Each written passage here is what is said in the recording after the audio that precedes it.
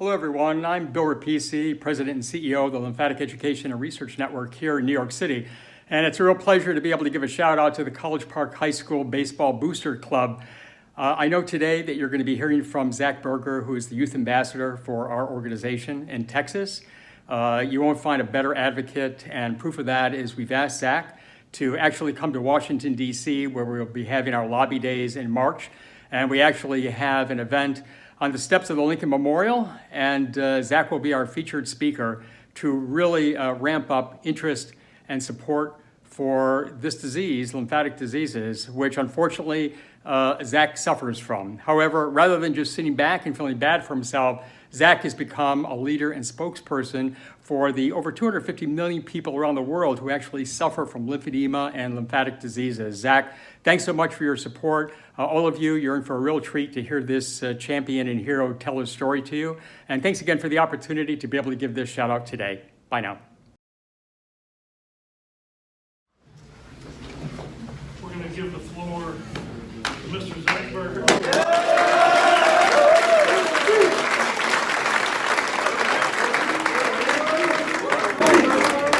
Let's try not to puke. Here we go. All right, thank you, Mr. Rosen, for introducing me. Many of you know me, obviously, by that cheer. But if you don't, my name is Zachary Berger. I'm a sophomore here at CP, and I'm doing the stats and analytics for the varsity team this year. I'd like to thank Coach Faraday, wherever you are, there you go, for giving me the opportunity to speak. But before I tell you why I'm speaking, I'm going to ask everyone to do something a little weird real quick. So if you please would, it's really weird, I know. Could everyone stick out their tongues as far as they can? I know, it's weird, please. I get it. It's for, okay, here we go. Okay, so I need everyone to imagine, with your tongue out, okay, imagine not being able to put your tongue back in your mouth for like 5 days straight. Not being able to eat solid food, and having to drink through a straw. Okay? Keep them out. Now, imagine having 7 millimeters up and down your tongue being cut out and the two sides sewn back together. Okay? I did that. I had that. The first thing I said about, okay, you can put it back in now. But the first thing I said, that was the first 11 years of my life. Anytime I wasn't feeling good, my tongue would flow out of my mouth, and that's what I lived with.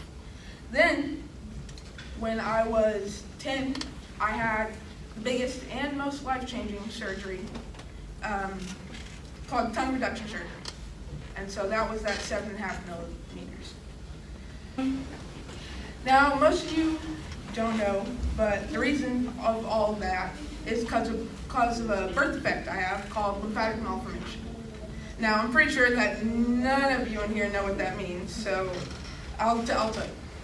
My lymphatic malformation consists of thousands of microcystic cysts in my tongue, neck, and jaw area. And they're rare and thought to be caused by abnormalities in the lymphatic system. How it affects me is that my tongue will swell up, ache, rub against my teeth, causing bumps and lines to form. So since that big surgery 6 years ago, when my tongue swells up now, I can keep it in my mouth. So that's good. So back to why I'm speaking. Number one, you heard me that I said it's thought to be caused by abnormalities. Now that's directly from the National Institute of Health. No one knows what causes it and how to fix it or how to treat it. So it's my goal and mission to raise awareness and money for research about this condition. And number two, it's a great opportunity just to talk about adversity and perseverance through all this. So I've had a lot of adversity in my life. I've had 8 surgeries for my lymphatic malformation, all before I was 11 years old. And unless you're my family or a really tight friend, I've kind of kept this quiet because I didn't really want my own to completely control my life. So I wake up every morning not knowing how I'm going to feel. And on those days I am swollen and in pain, I have the choice. I can basically feel sorry for myself, or I can keep going. And most of the time, I choose to persevere. It's a great parallel to baseball, to be honest. So much of the game is mental, and you have to be able to move on to the next pitch or next play.